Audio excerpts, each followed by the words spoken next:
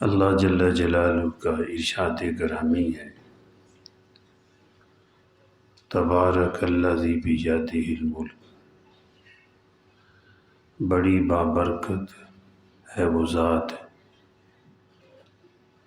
جس کے ہاتھ میں بادشاہی ہے۔ ساری کائنات کی بادشاہی اللہ کے ہاتھ میں ہے۔ وَهُوَ عَلَىٰ كُلِّ شَيْءٍ قدیر، اور وہ ہر چیز پر قادر ہے۔ تو اللہ پاک کی ذات بابرکت ہے۔ ایک مقام پہ فرمایا تبارک اسم ربک ذی الجلال والاکرام، تیرے رب کا نام برکت والا ہے،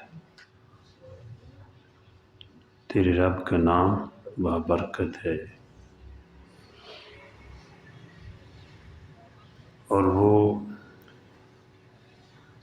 بزرگی والا ہے، عظمت والا ہے۔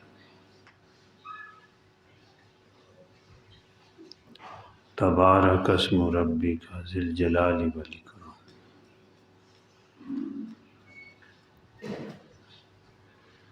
وہ عظمت والا ہے، بزرگی والا ہے، جس کا نام ہے۔ تو مولانا شبیر احمد عثمانی رحمۃ اللہ علیہ نے فرمایا، جس کا نام برکت والا ہے، نام والا کتنا برکت والا ہوگا۔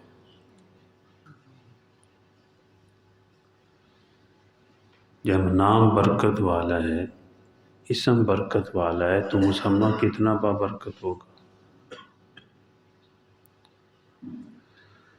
اسی کے نام کی برکت سے یہ کائنات چل رہی ہے۔ جب تک اس کا نام اس زمین پر لیا جائے گا، اللہ پاک قیامت برپا نہیں فرمائیں گے۔ جب اس زمین پر کوئی بھی اس کا نام لینے والا نہ ہوگا، تو پھر اللہ پاک قیامت برپا فرما دیں گے۔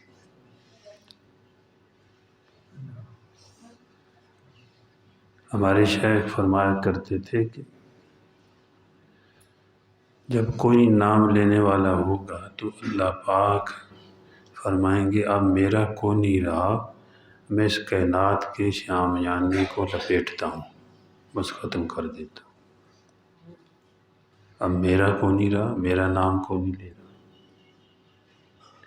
تو اللہ کی ذات بھی بابرکت اور اللہ کا نام بھی برکت والا، اور جس چیز پر اللہ کا نام لیا جائے اس چیز میں بھی برکت آ جاتی ہے۔ اور جو اللہ کا نام لینے والا ہے، اللہ والا ہے، اللہ ان کی زندگی میں بھی برکتیں فرماتے ہیں، ان کو بھی بابرکت بنا دیتے ہیں۔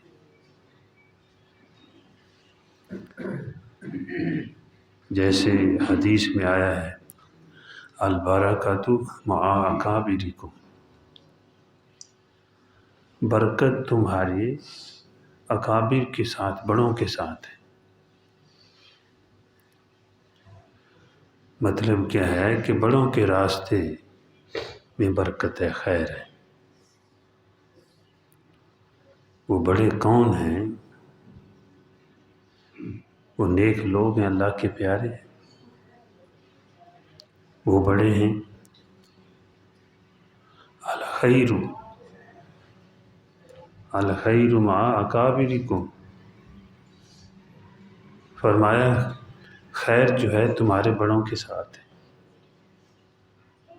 بڑوں کے راستے پر چلنے سے خیر ملے گی، بڑوں کے راستے پر چلنے سے، ان کے ساتھ اپنا تعلق رکھنے سے تمہیں برکتیں حاصل ہوں گی۔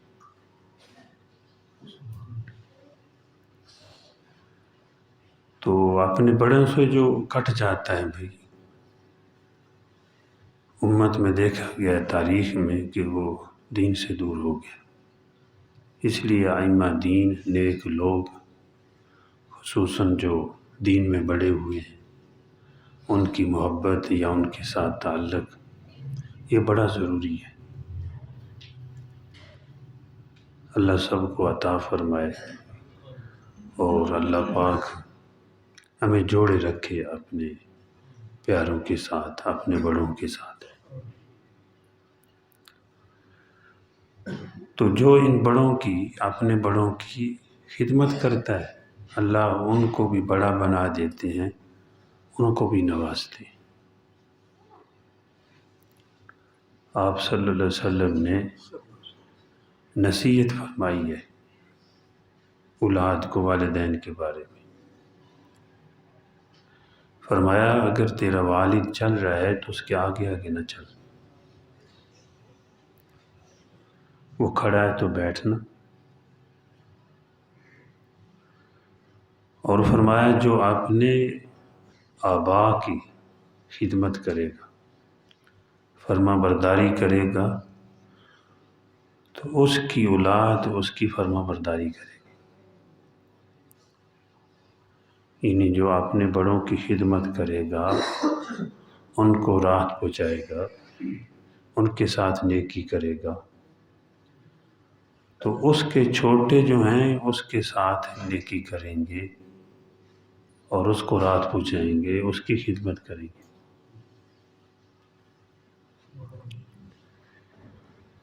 امام طوس رحمۃ اللہ علیہ ایک واقعہ بیان فرمایا ہے۔ فرماتے ہیں کہ ایک آدمی کے 4 بیٹے تھے، وہ فوت ہو گیا، آدمی وہ بوڑھا ہو گیا، یعنی بڑی عمر میں گیا۔ تو 4 بیٹوں میں سے ایک بیٹے نے کہا کہ جو والد صاحب کی خدمت کرے گا اس کو وراثت نہیں ملے گی، باقی 3 وراثت لے لے۔ والد صاحب کے مال سے ان کی جو وراثت ہے اس کو نہیں ملے گی جو والد کی خدمت کرے گا۔ تم میں سے اگر کوئی خدمت کرنا چاہتا ہے بھئی خدمت کر لو۔ مطلب یہ تھا اگر تم نہیں کرتے تو مجھے موقع دے دو۔ تو ان تینوں نے کہا کہ ہم مال لے لیتے ہیں، آپ والد کی خدمت کریں۔ تو اس نے خوشی سے قبول کر لیا، اور وہ چاہتا بھی یہی تھا۔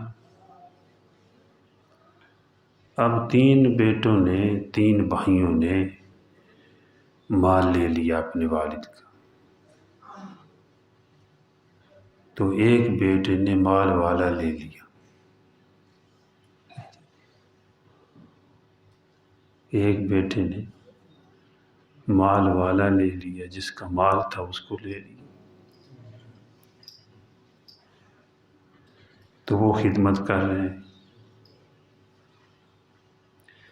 بس کچھ عرصے کے بعد والد صاحب فوت ہو گئے، وہ خدمت کرتا رہا۔ تو فوت ہونے کے بعد انہوں نے دیکھا، اس نے دیکھا خواب میں کوئی کہہ رہا ہے فلاں جگہ پر 100 دینار دفن ہیں، دبے ہوئے ہیں، وہاں سے نکال لے جا کر۔ تو اس نے خواب میں ہی پوچھا کہ ان دیناروں کے اندر برکت ہے؟ تو بتانے والے نے کہا کہ نہیں، برکت نہیں ہے۔ صبح اٹھا، خواب اپنی بیوی کو سنایا، اس نے کہا حالات ایسے ہی ہیں کہ جا کر نکال لے۔ اصرار کیا اس نے کہا نہیں، برکت نہیں ہے، میں نہیں لوں گا۔ دوسرے دن سویا تو خواب میں کوئی کہہ رہا ہے کہ فلاں جگہ پر 10 دینار ہیں دبے ہوئے، وہ جا کر نکال لے۔ تو اس نے خواب میں پوچھا کہ ان 10 دیناروں میں برکت ہے؟ اس نے کہا برکت نہیں ہے۔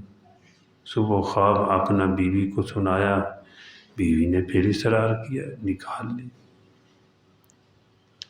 10 دینار لے آ۔ اس نے کہا نہیں، برکت والے نہیں،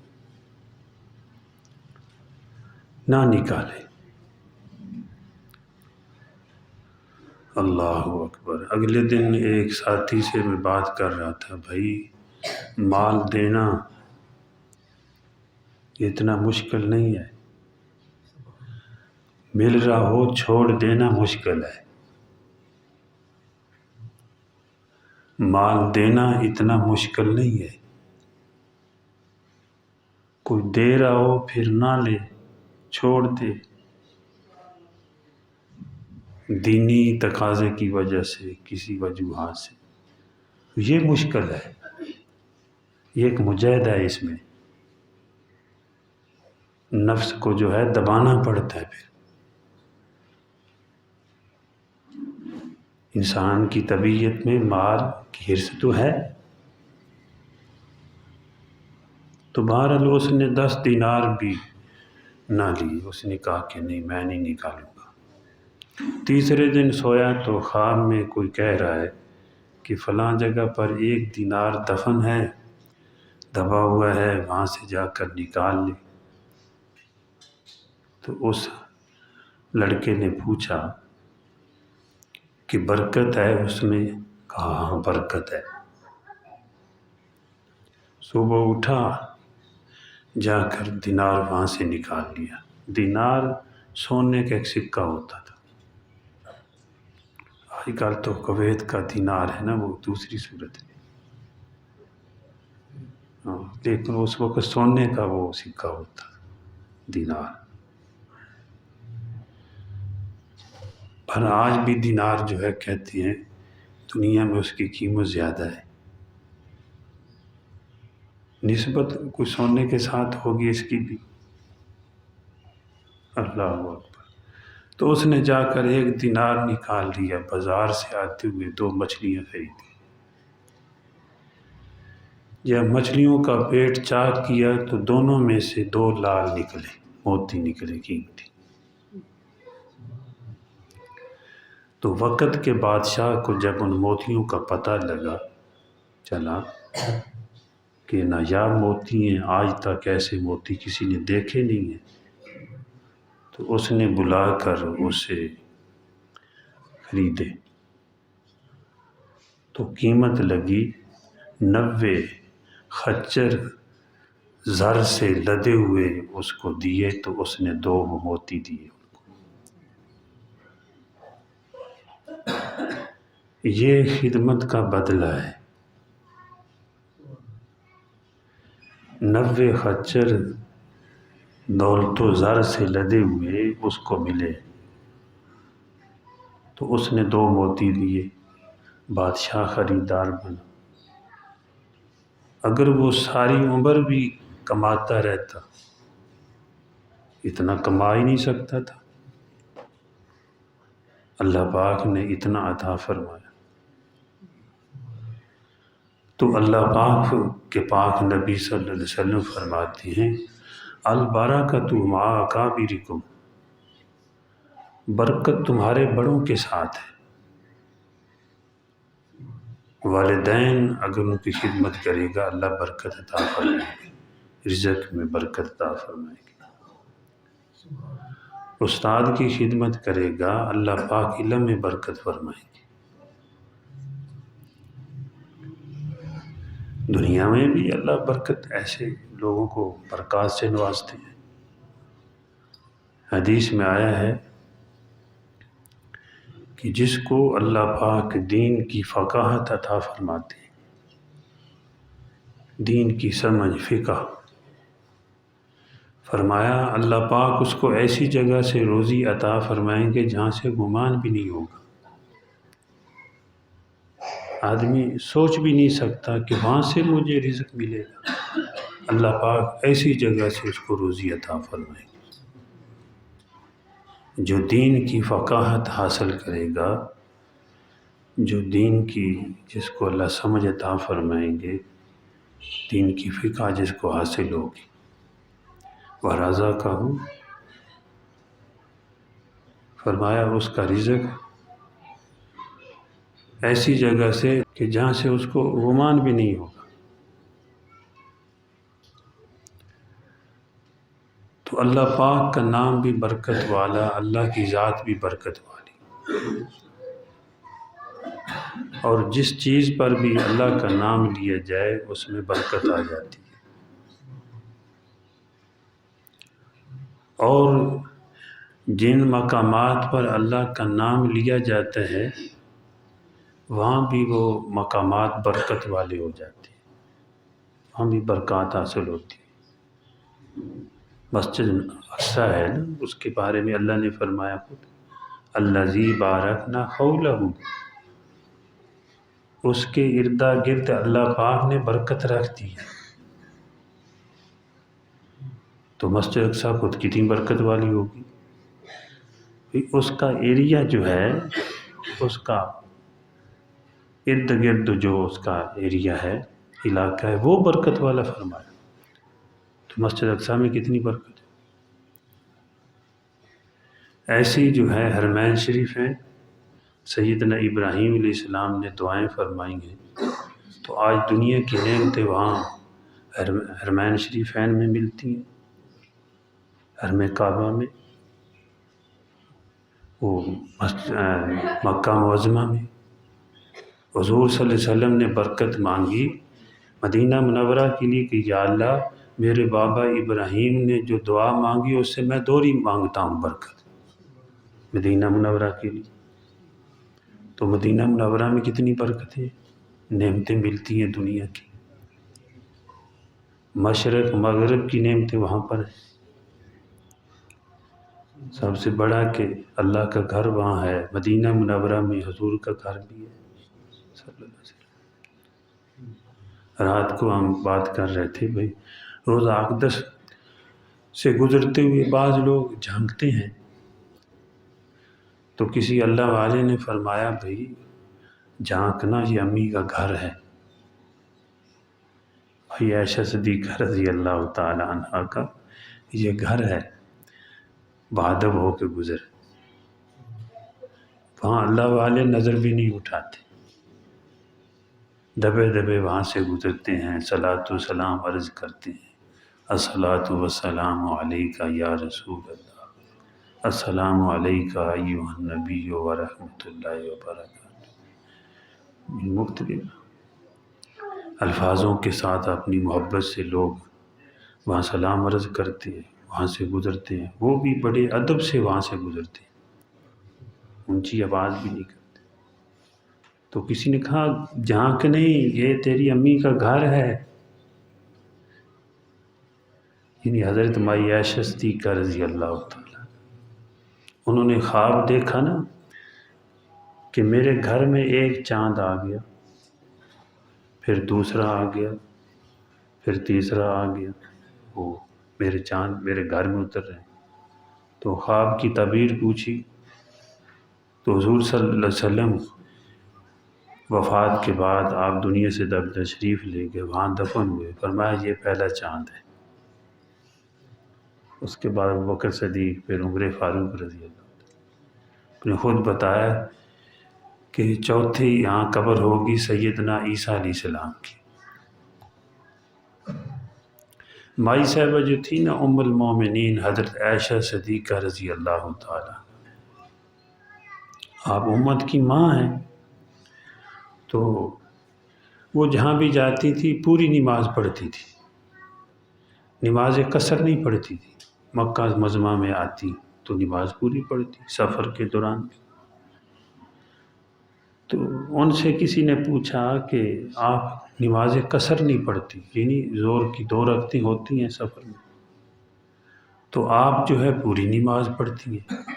تو ان کا اجتہاد تھا، فرماتی تھی میں ام المومنین ہوں، میں اپنے بچوں میں ہوں، جہاں بھی جاتی ہوں میرے بچوں کا گھر ہے، تو میں مسافر تو نہیں ہوں، میں تو ماں ہوں ان سب کی جہاں بھی جاؤں، اس لیے میں پوری نماز پڑھتی ہوں۔ حضور صلی اللہ علیہ وسلم کی ساری بیویاں امت کی مائیں ہیں۔ وازواجہ امہاتہم، یہ خبر کس نے دی ہے؟ اللہ جل جلالہ نے۔ اللہ پاک فرما رہے ہیں کہ حضور صلی اللہ علیہ وسلم کی جو بیویاں ہیں وہ تمہاری مائیں ہیں مومنو۔ اللہ جل جلالہ مجھے بھی اور آپ کو بھی بلکہ پوری دنیا کے مسلمانوں کو حضور صلی اللہ علیہ وسلم کی تعلیمات کے مطابق زندگی گزارنے کی توفیق عطا فرمائے۔ وما علینا الا البلاغ۔